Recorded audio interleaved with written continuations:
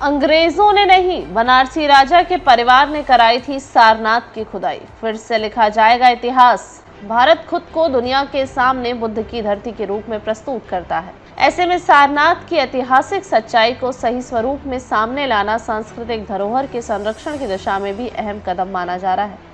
UNESCO की team के सारनाथ दौरे से पहले भारतीय पुरातत्व सर्वेक्षण (ASI) ने बड़ा कदम उठाने की तैयारी कर ली है। दरअसल बौद्ध धर्म से जुड़े इस ऐतिहासिक स्थल को भारत ने विश्व धरोहर सूची के लिए नामित किया है। इसी क्रम में ASI अब वहां एक सुधार की गई पट्टिका लगाने जा रहा है, जिसमें स्थल के संरक्षण का श्रेय ब्रिटिश अधिकारियों को नहीं बल्कि तत्कालीन स्थानीय शासक परिवार के सदस्य बाबू जगत सिंह को दिया जाएगा। ब्रिटिशों की जगह मिलेगा स्थानीय शासक को श्रेय। फिलहाल सारनाथ में लगी मुख्य पट्टिका पर यह लिखा है कि साइट के पुरातात्विक महत्व को सबसे पहले 1798 में श्री डंकन और कर्नल ई मैकेंजी द्वारा उजागर किया गया, जिसके बाद अलेक्जेंडर कनिंघम 1835 से 36, मेजर किट्टो 1851 से 52, F.O. ओर्टेल 1904 से 5, सर जॉन मार्शल 1907, M.H. हरग्रेव्स 1914 से 15 और अंत में दयाराम साहनी द्वारा खुदाई कराई गई। रिपोर्ट के मुताबिक अब ASI का कहना है कि बाबू जगत सिंह ने 1787 से 88 में यहाँ खुदाई कर इस स्थल की पुरातात्विक महत्व को उजागर किया था। बाबू जगत सिंह बनारस के शासक राजा चैत सिंह के वंशज थे।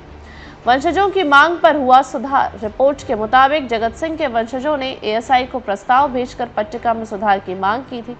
परिवार का कहना है कि इतिहास में गलत तरीके से ब्रिटिश अधिकारियों को श्रेय दिया गया है। ASI महानिदेशक यदुवीर रावत ने पुष्टि की है कि स्थल के प्रकाश में आने की तारीख को नए तथ्यों के आधार पर संशोधित किया जाएगा।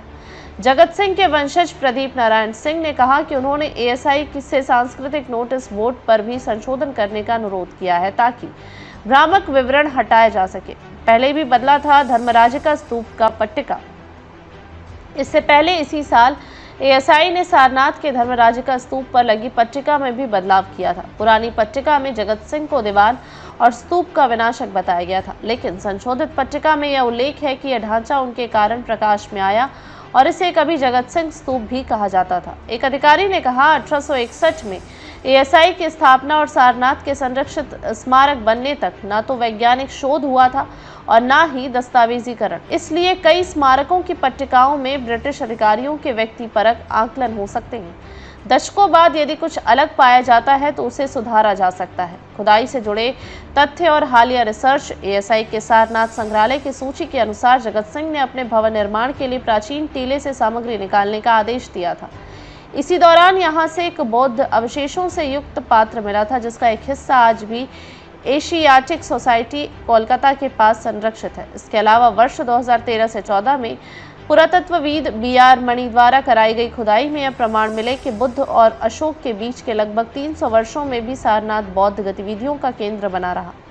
सारनाथ की वैश्विक पहचान। भारत ने इस साल सारनाथ को यूनेस्को की विश्व धरोहर सूची 2025 से 26 चक्र के लिए औपचारिक रूप से नामित किया है। सारनाथ में 3वीं शताब्दी ईसा पूर्व से 11वीं शताब्दी तक बने कई बौद्ध ढांचे मौजूद हैं। यह स्थल न केवल बुद्ध के पहले उपदेश से जुड़ा है बल्कि जैन परंपरा से भी इसका संबंध है। यहाँ स्थित अशोक स्तंभ भी भारत का राष्ट्रीय प्रतीक है।